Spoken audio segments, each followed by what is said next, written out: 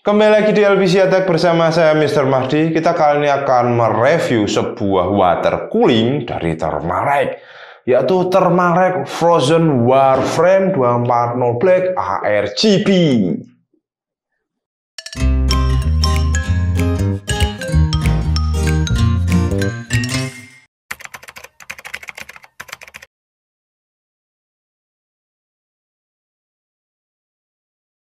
Sebelumnya Thermaltake mengeluarkan Frozen Magic dan Frozen Magic Scenic, tapi dia nggak mau kalah sih untuk meramaikan sebuah I/O water cooling yang menggunakan LCD di bagian water blocknya.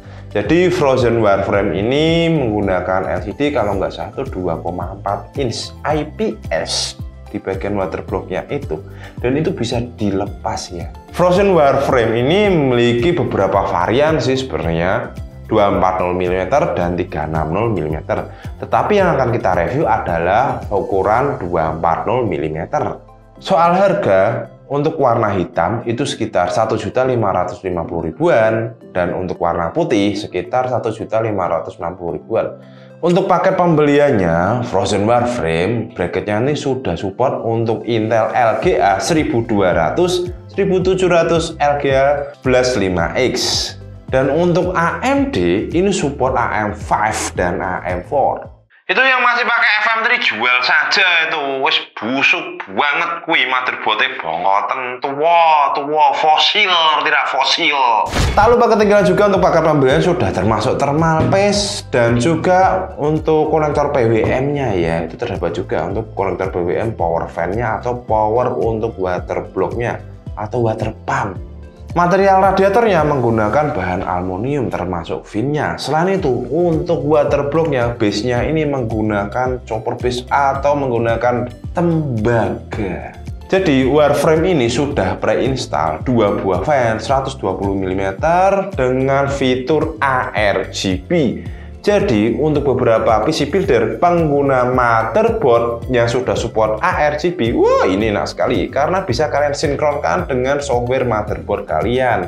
Saya menggunakan Acer B760 MPG Rectap. Ini kita colokkan ya ARGB-nya, lalu bisa kita atur menggunakan polychrome. Memiliki speed fan 2000 rpm dan 70,84 CFM dengan pressure 2,63 mmH2O. Menggunakan teknologi SFDB bearing dengan noise 29,8 dBA.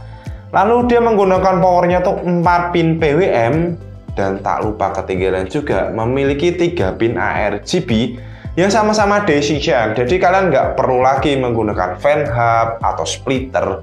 Ini sudah DC chain, jadi kalian bisa sambung-sambung ya. Nggak perlu lagi membeli fan hub, splitter, itu kalian nanti mengeluarkan uang lagi, menambah biaya dan cost. Kita akan membahas LCD yang terdapat di bagian water block. LCD-nya ini memiliki 4 buah titik magnetik, yaitu untuk menempelkan LCD-nya ke sebuah water block dari Frozen Warframe. Jadi selain itu terdapat juga kabel Type-C to USB pin. Kalian harus mendownload software TRCC atau Thermaltake-nya itu di www.thermaltake.com. Kalian cari saja support atau download itu. Nanti ada kategorinya. Ya support untuk Frozen Warframe itu sebelah mana? Silahkan kalian download. Setelah kalian install, bisa kalian buka software tersebut. Lalu bisa kalian atur. Mau untuk mode macam-macam lah, cuman monitoring CPU, GPU, atau kalian kasih gambari kartu Milos, atau kalian bisa pakai foto bapak ibu kalian, atau bendera partai, atau bapak presiden, terserah kalian. Ini menurut saya cukup oke banget ya. Untuk menggunakan software tersebut, kalian bisa menggunakan atau mengupload file JPEG atau file gambar, GIF, dan file video. Berikutnya kita akan mengetes. Jadi seberapa bagus performa dari Thermalrec ini. Kita akan menggebernya dengan prosesor i5 12400, kita OC ke 5 GHz dengan voltage 1,275, analog power ya tentunya ya. Dan untuk RAM-nya kita geber ke 6750 MHz 1,4 volt. Lalu untuk GPU kita menggunakan RTX 3060 12GB dari full, dan untuk sistemnya storage kita menggunakan MSI Spatium M3701 TB. Power supply kita menggunakan Be Quiet sistem power 10U dengan kapasitas 550 watt bronze. Untuk display kita menggunakan Gigabyte G24F. Pertama kita akan mengkomparnya dengan default setting, preset default setting, dan OC. R23 Benchmark untuk multi-core OC mendapatkan poin 14455, sedangkan defaultnya 11490. Dan untuk single core OC 1929, defaultnya 1645. Dan untuk temperaturnya, minimal defaultnya itu berada di 25 derajat Celcius, average-nya default berada di 39 derajat Celcius dengan maksimum di 55 derajat Celcius. Sedangkan untuk OC-nya itu di 31 derajat Celcius, average 42 derajat Celcius, dan maksimumnya ada di 75 derajat Celcius. 3D Mark CPU Profile untuk Max Street OC-nya, overclock-nya kita mendapatkan nilai sebesar 7510 dan defaultnya 5834. Untuk temperaturnya default kita mendapatkan 25 derajat Celcius, average-nya dapat di 33 derajat Celcius dan maksimumnya di 53 derajat Celcius. Untuk overclock-nya kita mendapatkan minimal di 34 derajat Celcius dan sedangkan average-nya 42 derajat Celcius dan untuk maksimumnya berada di 71 derajat Celcius. Geekbench 3 multi-core overclock kita mendapatkan poin sebesar 43342, defaultnya 35503. Sedangkan single core overclock kita mendapatkan poin sebesar 7544 dan untuk defaultnya 6558. Temperaturnya minimal berada di 25 derajat Celcius, average-nya 38 dan maksimumnya 53 untuk default. Sedangkan untuk overclock minimal 34, average-nya 47 dan maksimumnya berada di 72 derajat Celcius. Berikutnya beralih ke gaming. Untuk God of War ini presetnya tuh Full HD ya, Full HD preset high. Jadi untuk FPS overclock kita mendapatkan 115,2, defaultnya berada di 108,2. Dan untuk temperaturnya ini berada di minimal 39, average 44, maksimal 53. Overclocknya tuh minimal di 47, average 56, dan maksimalnya itu berada di 73 derajat Celcius. Ini untuk temperatur CPU-nya, bukan CPU-nya. Battlefield 5 multiplayer kita mendapatkan FPS overclocknya tuh ya sama ya, sekitar di 115,2, defaultnya berada di 106,2. Dan untuk temperaturnya kita mendapatkan default tuh di minimal 45 derajat Celcius, average 52, maksimal 57. Dan sedangkan overclocknya kita minimal berada di 52, average 61, dan maksimalnya di 72 derajat Celcius. Forza Horizon 5 FPS overclocknya kita mendapatkan 172,6, defaultnya mendapatkan 164,9. Temperaturnya kita berapa di minimal defaultnya tuh 41, average 47, dan maksimumnya di 55 derajat Celcius. Dan untuk overclock minimalnya itu berada di 45 derajat Celcius, average-nya tuh 53 derajat Celcius, dan maksimumnya berada di 68 derajat Celcius.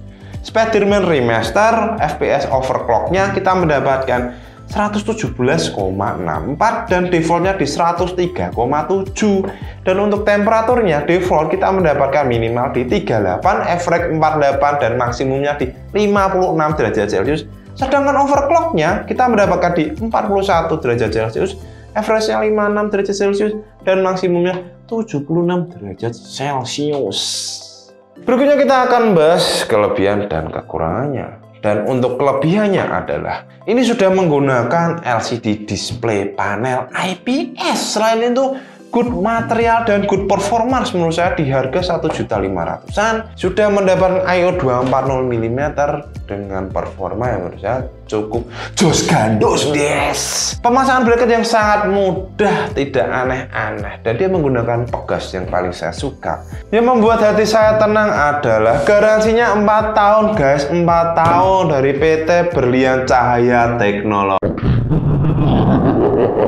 Dan dari sini saya melihat untuk kekurangannya, menurut saya kekurangannya adalah saya belum menemukan kekurangannya sih untuk saat ini. Cuman saya nggak tahu untuk kedepannya saya kayak gimana, belum tahu ya.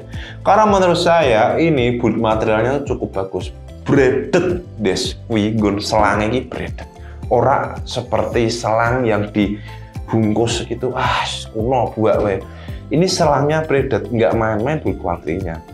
Dan ini merupakan salah satu gebrakan, LCD-nya tuh bagus, IPS, warnanya bening.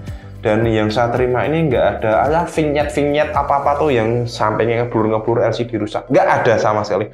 Ini cukup bagus. Dan untuk desain waterblocknya ini menurut saya itu bagus sekali ya. Ada corak-corak emasnya gitu di bagian samping-samping. Jadi warna hitam dan berbalut corak emas di bagian samping-sampingnya. Untuk kesimpulan terakhirnya menurut saya di harga 1.500.000 ini mampu menghandle Core i5 12400 yang di unlock powernya, dan ini pun suhu maksimumnya itu masih di bawah 80 derajat Celcius. Mungkin itu saja yang bisa saya berikan, dan untuk beberapa PC builder yang ingin bertanya silahkan oret-oret di kolom komentar. Dan untuk beberapa PC builder yang misal ini layak nggak sih untuk build PC saya, ya itu tergantung dari kalian.